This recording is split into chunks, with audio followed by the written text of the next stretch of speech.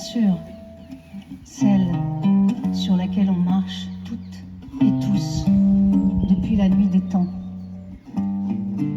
Celle dont la composition est pareille à la nôtre.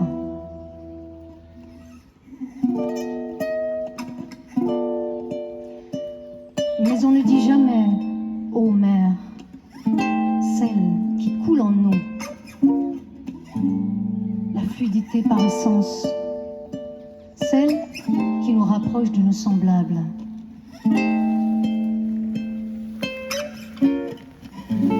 Hommage,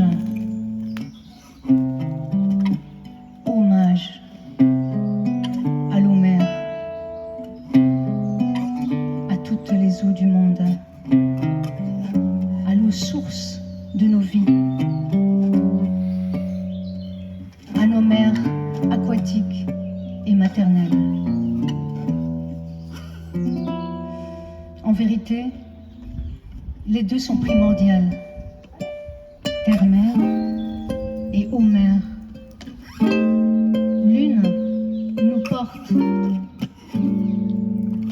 notre vivant et nous accueille dans son sanctuaire lors de notre dernier souffle. Et l'autre nous pacifie et nous donne l'élan d'aller vers les eaux.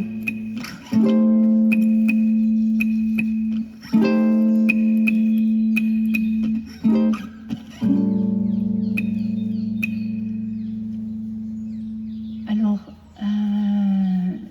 comme je le disais tout au début, la musaraigne souffre énormément en hiver, mais pas que. C'est-à-dire c'est le moment le plus foudroyant pour elle, et c'est là que nous, on peut agir. Mais quand vient le printemps, elle doit faire face à de nouveaux défis.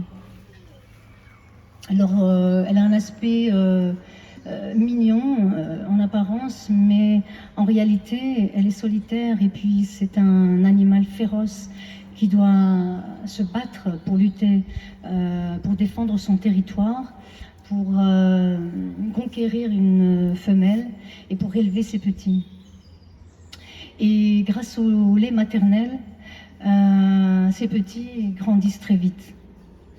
Et la maman, avec son toucher, son odorat et son audition hors pair, les guide dans leur prime jeunesse, dans leur environnement, dans l'exploration en file indienne.